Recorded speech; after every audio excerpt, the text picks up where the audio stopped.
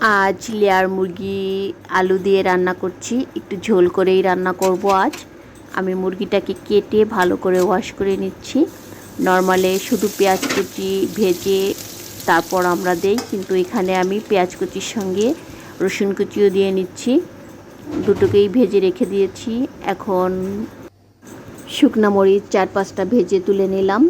এখন এই তেলের মধ্যেই আমি আর একটু তেল দিয়ে 2টি তেজপাতা আর দারচিনি দিয়ে দিলাম। আর এটা দেওয়ার পরে আমি সব ধরনের মশলা এখানে দিয়ে দিব। আদা, রসুন, জিরা, সব ধরনের বাটা মশলা আমি দিয়ে এটাকে ভালো করে কষিয়ে নিব। তো মশলাগুলোকে আমি ভালো করে কষাচ্ছি। বাটা মশলার মধ্যে আমি গুঁড়ো মশলাও দিয়ে দিচ্ছি। এখানে মরিচের গুঁড়া আর পরিমাণ মতন হলুদের গুঁড়া দিয়ে দিচ্ছি।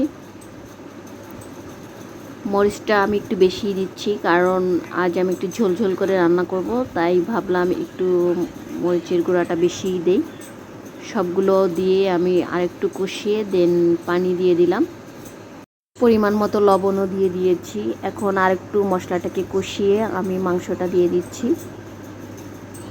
মাংসটাকে আমি পানি ঝরিয়ে রেখেছিলাম, তাই খুব বেশি পানি মাংস থেকে বের হবে না। আমি এটাকে একটু কষিয়ে নিয়ে ঢেকে দিয়েছিলাম। যেহেতু লেয়ার মুরগি একটু শক্ত হয়, তাই আমি ঢেকে ঢেকেই কষিয়ে নিচ্ছি। আমি এখানে একদম পাকা লাল টমেটো দিয়ে দিয়েছি 4টি।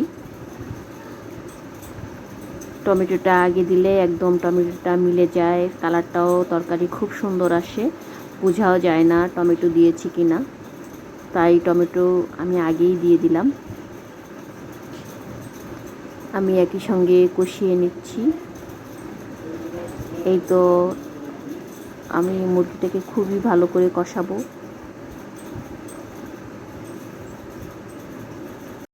মুরগিটা কাটার পরে আমি পানি ঝরিয়ে নিয়েছিলাম, তারপরেও মুরগি থেকে ভালোই পানি বের হয়েছে, যেহেতু আমি ঢেকে ঢেকে রান্না করছি।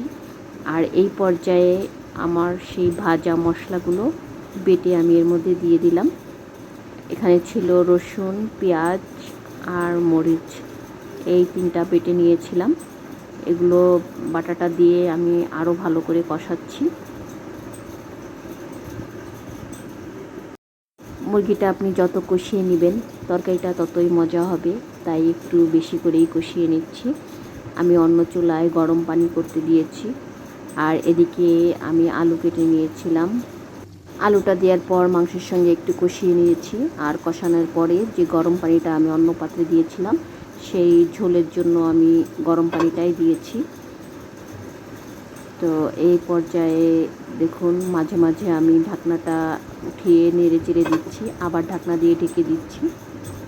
রান্নার শেষ পর্যায়ে এলাচ, জিরার গুঁড়া ভেজে আমি এখানে দিয়ে দিচ্ছি। এই তো আমার রান্না শেষ। আল্লাহ হাফেজ।